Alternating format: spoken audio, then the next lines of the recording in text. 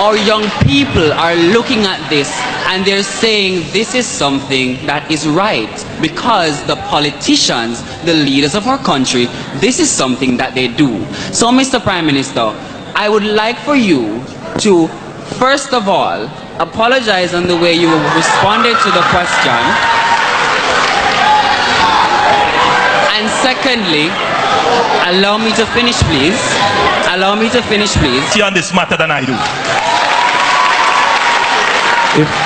I am not here to create, and I make that point very seriously, because I am not here to create a system that is going to deprive Jamaicans of their freedom.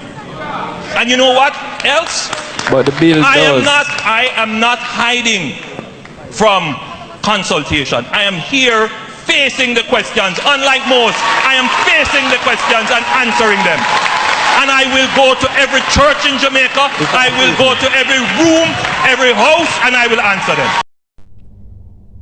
Greetings everyone and welcome back to the channel. If you are coming across this channel for the first time, please remember to subscribe, like and also comment. Imagine sitting in a university town hall, looking across the room and seeing Jamaican's Prime Minister Andrew Holness standing right in front of you. You have the microphone in your hand. The room is watching, and you know you have only a few seconds to ask your question. So, what would you ask? Would you ask about jobs, education, or the rising cost of living? But this Jamaican university student decided to go in a completely different direction. They raised a serious question about the National Identification System, commonly known as NIDs. And suddenly, this was not just another youth event. It became a moment that got people talking. So guys, I want you to watch this video until the end, then I'll come back with more comments. You know that the debate surrounding needs is on in earnest, and many persons are voicing their opinions and concerns. We see now where Prime Minister Andrew Holness has taken step to correct something in his head that is out in the public. He said someone spliced a video from a youth town hall to mislead you and give the impression that I disrespected a young man who asks about needs. This is not so. Please see the full exchange.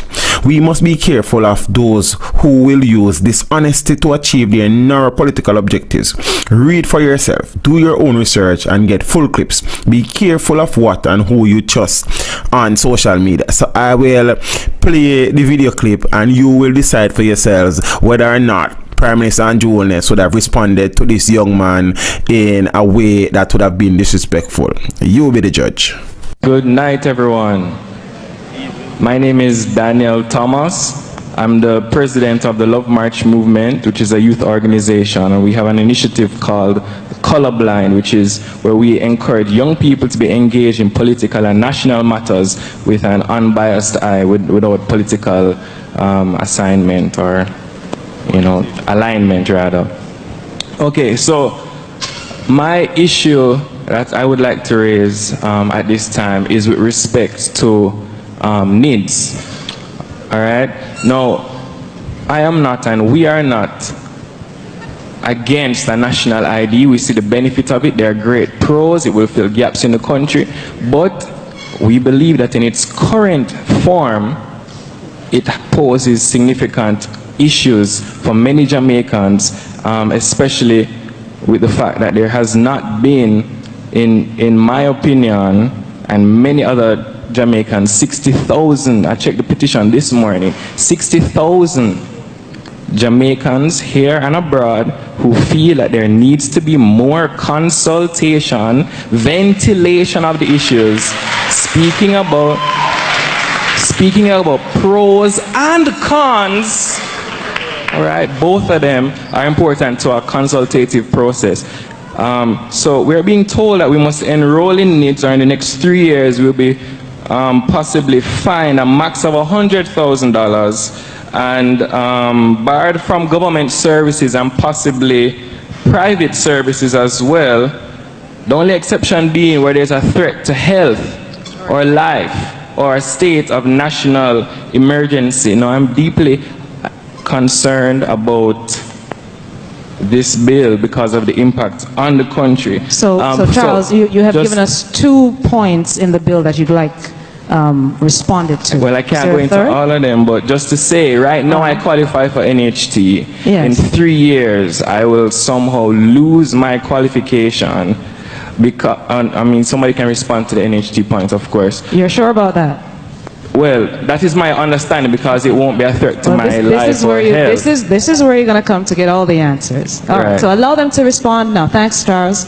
Really appreciate it. We have over 60,000 Jamaicans. So Charles, so you have to allow them to respond. Me? Yeah, I'm sorry. Thomas. Sorry. I'm so sorry, Thomas. My apologies. Can I just finish the last 2 lines here? The last 2 lines. Very quick.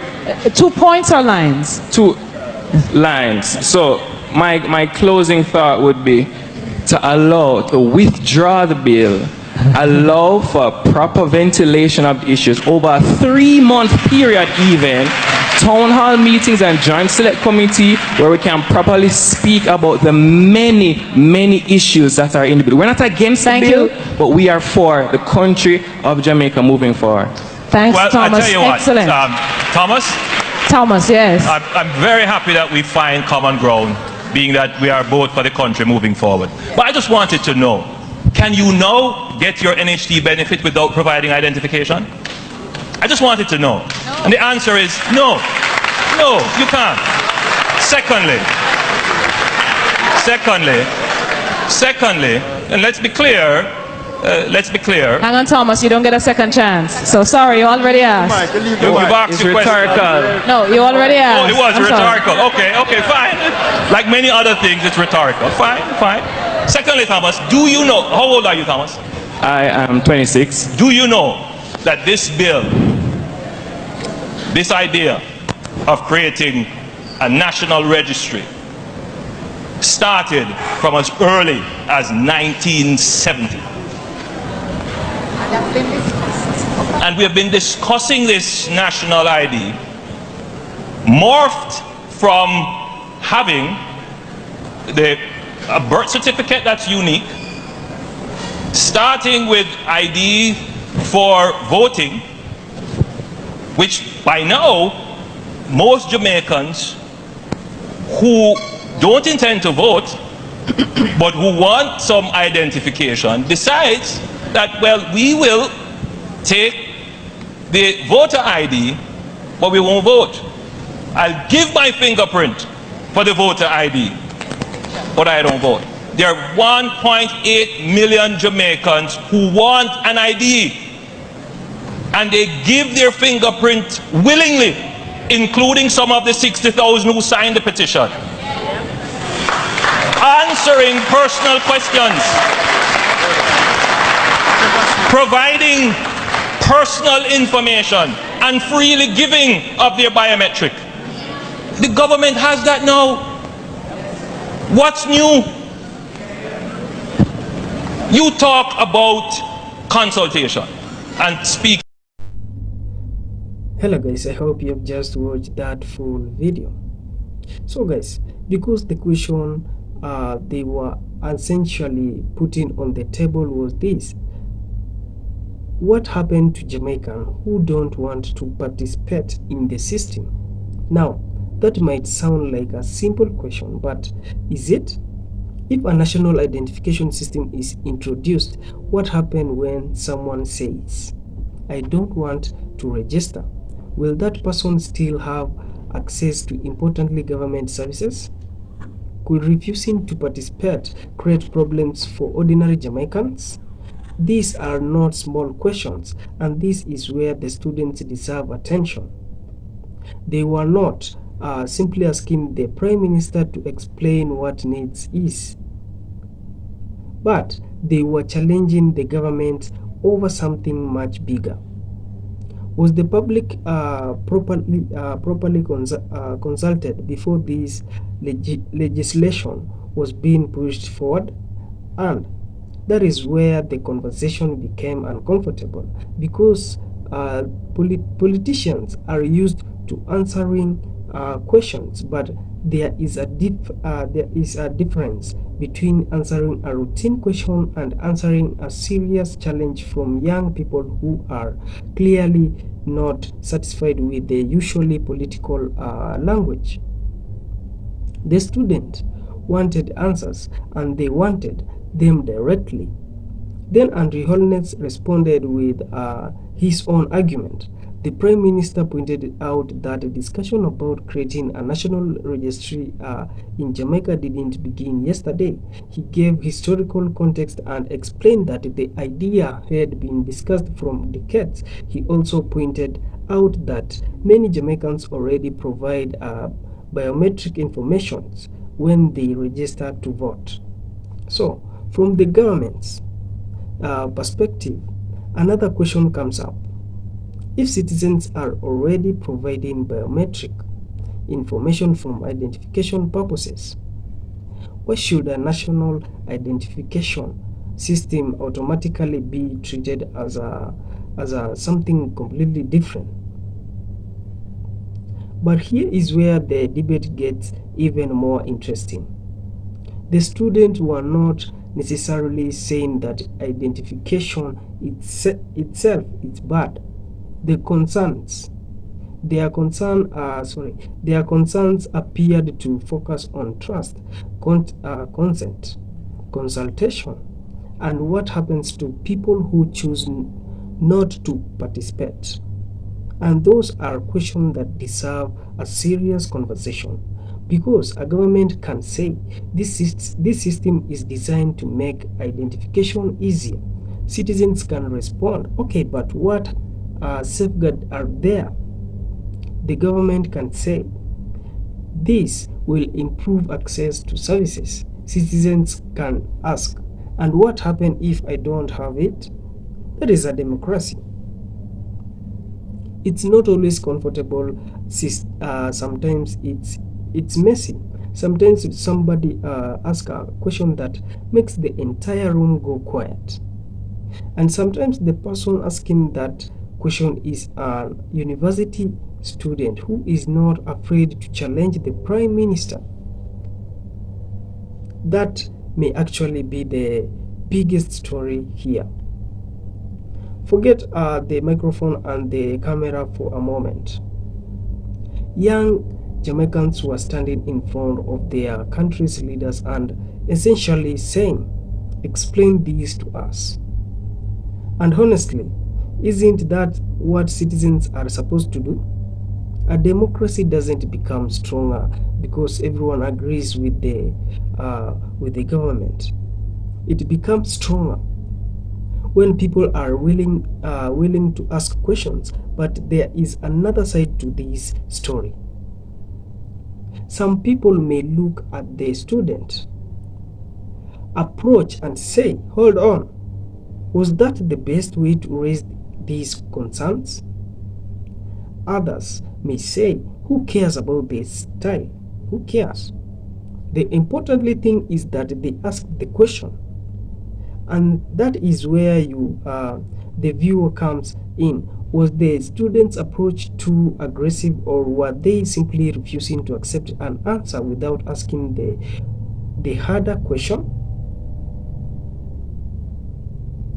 And did Prime Minister Andrew Holness give them enough explanation? Or did the student expose concern that the government still needs to address more clearly? Because NIDs may be about identification, but the conversation surrounding it is becoming much bigger. It's about trust, it's about rights, it's about access to services, and perhaps most importantly, it's about whether ordinary Jamaicans feel that their voices are being heard before major decisions are made. And here is the funny part. You can give a young person a microphone and tell them, you have one question. But if that young person has been thinking about the issue for a long time, you better be ready, because that one question might turn into 10 more. And that is exactly why these moments deserve attention. This university student didn't just ask questions about a government policy. They opened a much bigger conversation about how Jamaicans should be treated, how much consultation citizens deserve, and how leaders should respond when the public pushes back. So, now I want to hear from you. Where these university students write to challenge Prime Minister Andrew Holness this directly? And when it comes to NIDS, what question do you think the Jamaican government still needs to answer? Let me know in the comment section below, because sometimes the most importantly conversation doesn't begin with a speech from politicians. Sometimes it begins with a young person simply raising their hands and saying, "Prime Minister, I have a question." So guys, thank you so much for watching. Stay safe, stay curious, and I want to hear from you. How does the student just raise the question to the Prime Minister? Thank you for watching, and if you have not subscribed to the channel, please remember to subscribe, like, and also comment.